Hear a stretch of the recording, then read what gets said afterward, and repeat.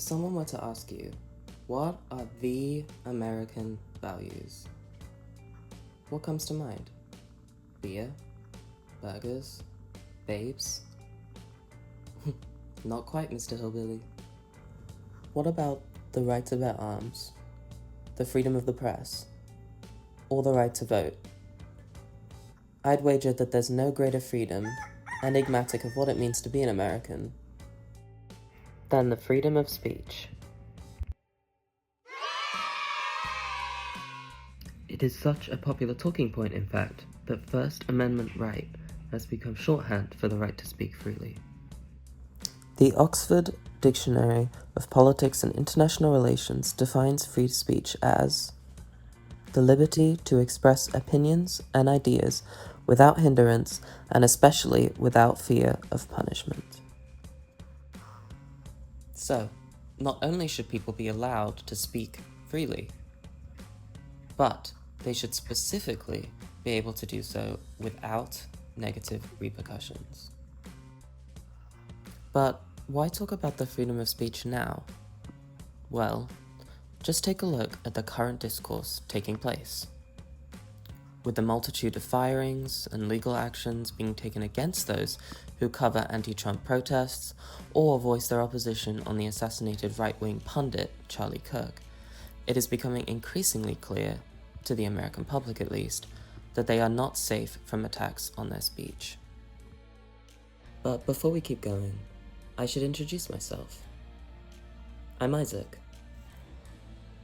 Yes, that's me. And I'm a soon-to-be graduate at Rutgers University with a bachelor's degree in history and someone with a lifelong fascination for all things history and politics. I was first introduced to the world of American politics when I moved to the United States in 2015 from the UK where I grew up. Seeing the ways that political sensibilities were different across the pond sparked my interest in politics and political history. So, with all that in mind, I want to take some time today to lay out the history of free speech in the United States, from the creation of the First Amendment through to today, analyzing the key political moments that shape the present political discourse. By doing so, I hope to show you, dear viewer, that the United States has a history of attacking free speech, and that the United States of today is merely a reflection of its attitudes towards this right.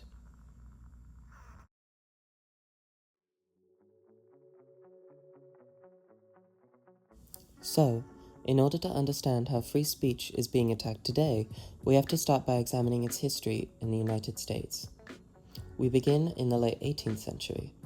The United States had won its independence a few years prior, and the newfound country needed to come up with a formal government system. The United States Continental Congress thus had the job of creating a framework on which American politics would be based on for generations to come. And no member of that Congress would be more crucial to the ratification of free speech than James Madison. It was Madison who, in 1791, would successfully propose and ratify the Bill of Rights, or the first 10 amendments of the Constitution.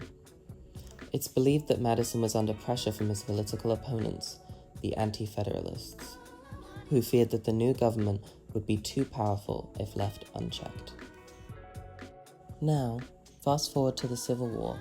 It's 1861, and a coalition of southern states have withdrawn from the Union, forming their own confederacy intent on maintaining slavery in the United States.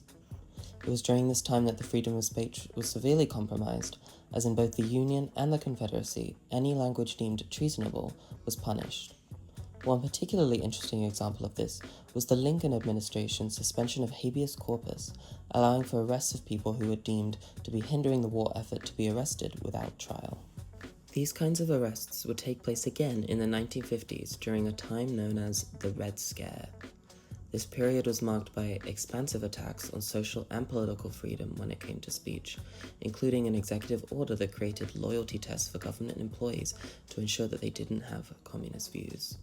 Furthermore, a senator by the name of Joseph McCarthy took advantage of public fears to enact a campaign of censorship and unconstitutional arrests, resulting in this time also being referred to as the time of McCarthyism.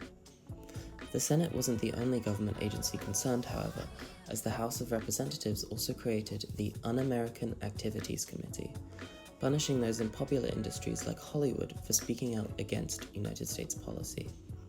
The 1950s were thus an incredibly unsafe time for people on the far left of the political spectrum, ironic considering the recently ended Second World War caused by a far-right fascist state rather than a far-left one. But I digress.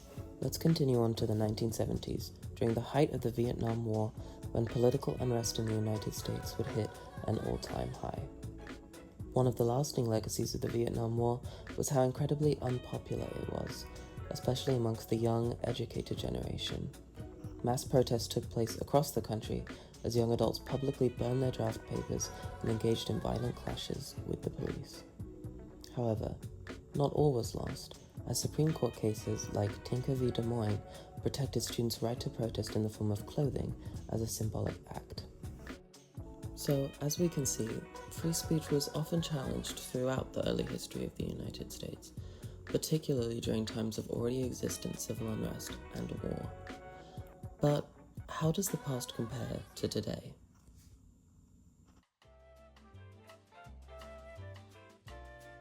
Where to even begin? Needless to say, the political landscape we find ourselves in this year of 2025 is nothing short of chaotic. All one has to do is take a look at the current headlines to see that free speech is in great danger. It has become an increasingly popular political talking point as well, finding its way into online and offline political spaces. So how can the present compare to the past, and what do we need to do to learn from it? So, let's start by taking a look at recent headlines. On September 17th of this year, the long-running late-night talk show, Jimmy Kimmel Live, was suspended. For those of you who don't already know why, the show's parent company, ABC, effectively cancelled the show following comments made by Kimmel on the recently assassinated Charlie Kirk. So, the show was censored because of something that Kimmel said? Yes. And herein lies the crux of the problem. By making negative comments towards Kirk, someone favourable with the Trump administration, Kimmel was silenced and his platform shut down. How about another late-night host? Comedian Stephen Colbert, a known critic of Trump and his political allies for years, had his show, Late Night, announced as being cancelled following its current season. But the question on many minds since then has been, why? And why now? The studio claimed financial difficulties, but if we look at the events that transpired just days before the cancellation announcement, they help paint a very different picture. As AP News reported, a couple days before the announcement, Stephen Colbert criticized his parent company of his program, Paramount, for settling a $16 million lawsuit with the Trump administration. So he criticized his producers and then his show was cancelled just days later? A coincidence perhaps, but concerning regardless. And yet, despite the conservative government influencing private companies to take actions against their employees who speak up against the regime, claims of protecting free speech have been coming from the far right as well. For instance, billionaire Elon Musk has promoted a no-holds-barred approach to free speech on his platform X in recent years.